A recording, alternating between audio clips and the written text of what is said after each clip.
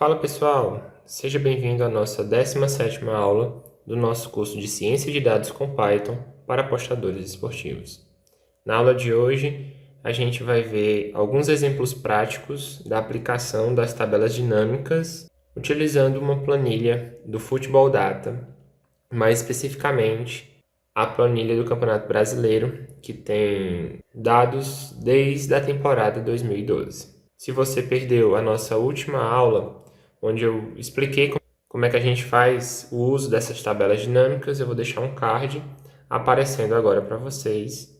E no final desse vídeo eu vou deixar a playlist completa do nosso curso. Inicialmente, vamos importar as duas bibliotecas que a gente vai utilizar, que vai ser o NumPy e o Pandas.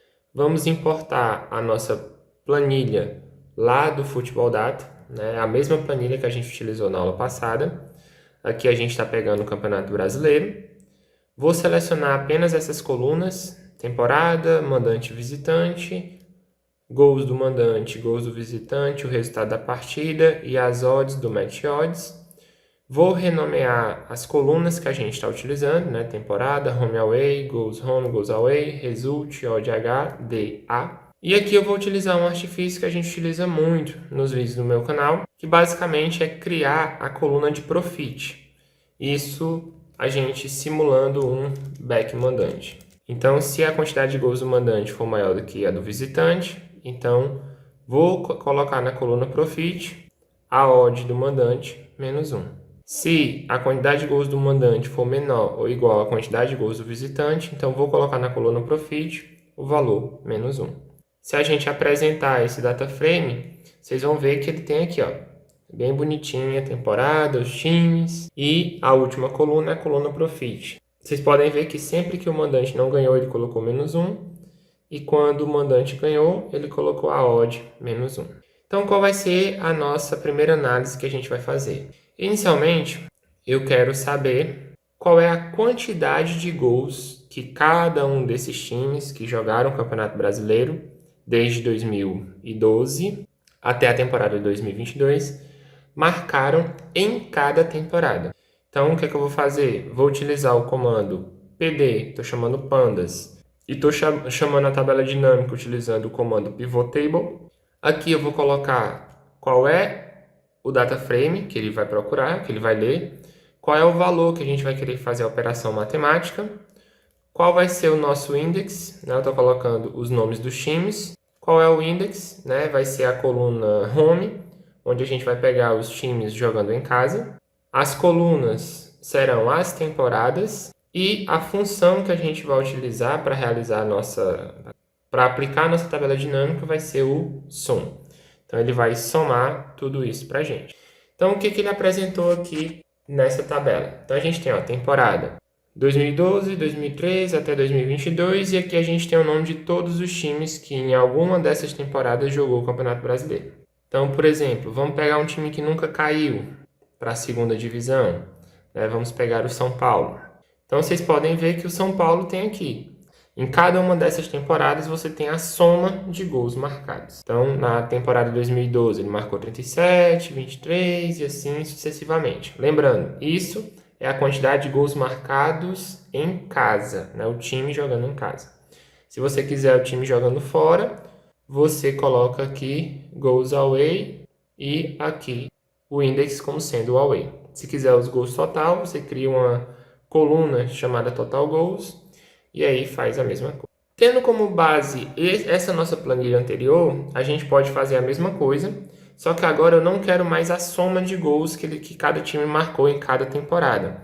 Eu quero a média de gols de cada temporada. Então, aqui no AGGFunc, onde a gente tinha som, agora a gente coloca média.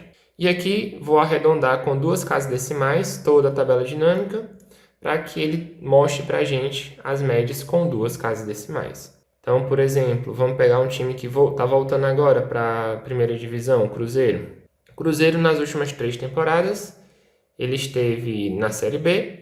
Então, aparece aí como not a number, porque ele não esteve na primeira divisão nas últimas 3 temporadas.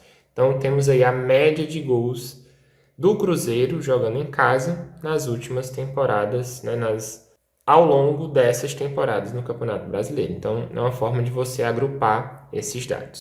Agora, digamos que a gente queira fazer uma análise mais específica. Agora eu quero saber quanto é que um determinado time me dá de retorno financeiro quando ele joga com determinada odd. Então, o que a gente vai fazer? Eu vou criar uma lista chamada limites, onde eu vou colocar os ranges que eu quero analisar.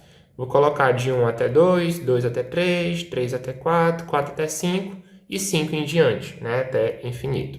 Vou criar uma coluna chamada odds, que vai ser o quê? Eu vou pegar a minha coluna que tem a odd do mandante e vou aplicar um cut. E qual vai ser os bins, né? Qual vai ser as divisões? Vai ser justamente esses limites que a gente colocou aqui em cima. Então pronto, é só chamar a tabela dinâmica novamente, só que agora a coluna vai ser as odds, tá certo? Esse odds é a faixa de odds que a gente está filtrando, que eu criei aqui nessa coluna. Como eu quero saber o profit acumulado, então eu vou utilizar o sum, que é para ele somar todo o profit de cada um desses ranges. Então vamos executar, e aí ele mostra para a gente, por exemplo, o América Mineiro, quando ele joga em casa, com a odd de 1 até 2, ele nos deu, né, ao longo dessas temporadas, um prejuízo de 0,73. Quando ele joga em casa e a odd dele está entre 2 e 3, ele nos deu lucro, e assim sucessivamente.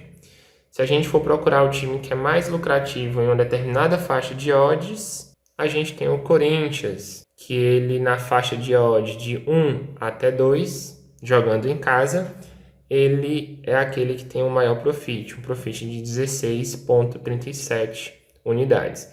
Ou seja, o Corinthians jogando em casa com a odd entre 1,01 e 2 é um time que você tem que ficar de olho. Agora, vamos fazer uma análise levando em consideração a odd do visitante também. Então, vou fazer do mesmo jeito. Vou criar aqui, ó, mandante limites. Só que agora eu vou colocar um range menor. Vou colocar 1, 2 e 3, de 3 até infinito.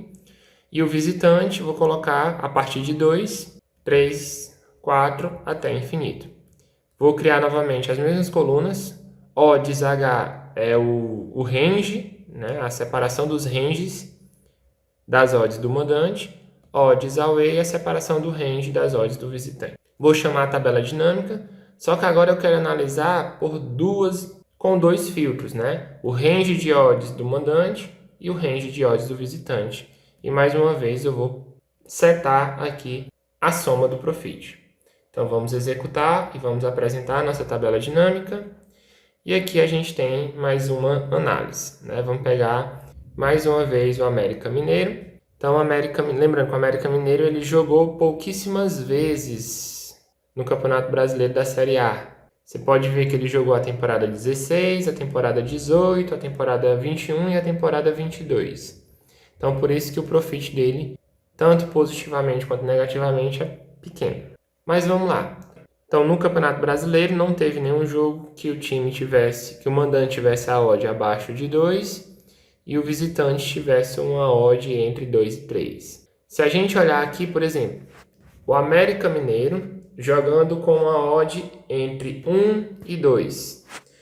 Ele jogou contra time que tem uma odd entre 4 e infinito, e ele ficou com um profit negativo. Quando o América Mineiro tem uma odd entre 2 e 3 e ele joga contra times que tem uma odd entre 2 e 3, ou seja, jogo parelho, ele nos deu um resultado negativo de menos 3,48 unidades.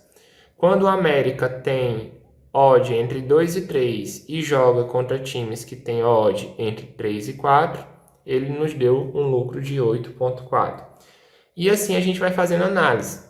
Quando o América Mineiro ele tem uma odd de 3 a infinito, ele nos deu lucro quando ele joga contra times que têm odd menores do que ele, né, entre 2 e 3. Então, dessa forma, você consegue saber qual o resultado que um time obtém, o profit que ele vai obter quando ele joga contra um determinado time que está dentro de uma outra faixa de odds. Então, o Corinthians aqui, ó. Quando ele tem uma faixa de odds entre 1 e 2 e ele joga contra zebras que tem odds acima de 4, ele deu para a gente 16,37 unidades. Então, fiquem de olho nessas informações, nesses padrões que a gente pode encontrar analisando essas tabelas dinâmicas. E para finalizar, a gente pode procurar quais são os ranges mandante e visitante que nos permite, né, ter o maior profit possível.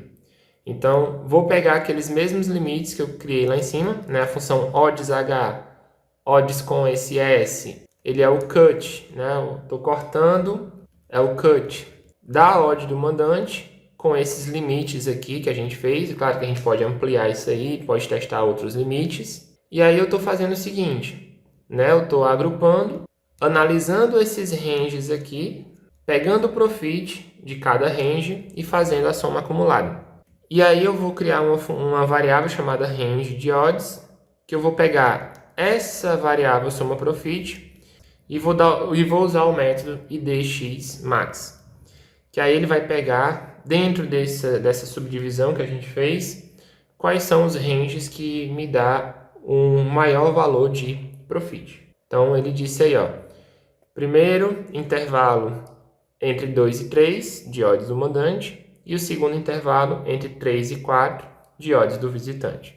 Para a gente conferir qual seria o nosso profit ao longo dessas temporadas, a gente tem, vamos colocar esse filtro, né? Então, o filtro do mandante entre 2 e 3, e notem que aqui ele colocou fechado à direita, então eu tenho que colocar esse igual, porque ele está fechado no 3, e o segundo intervalo do visitante de 3 a 4, também fechado à direita.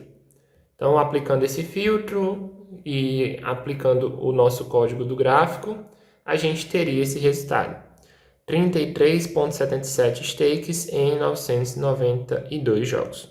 Um ROI de 3,4. Não é lá muito bom, mas apenas pegando um range de odds, a gente conseguiu descobrir quais são os valores que tornam esse resultado positivo. Se gostou dessa aula, deixa um like. Se ficou alguma dúvida, escreve aqui nos comentários ou manda mensagem no nosso grupo do Telegram. Peço a vocês que compartilhem esse curso para que mais pessoas tenham acesso a esse conteúdo. Valeu, um abraço e até a nossa próxima aula.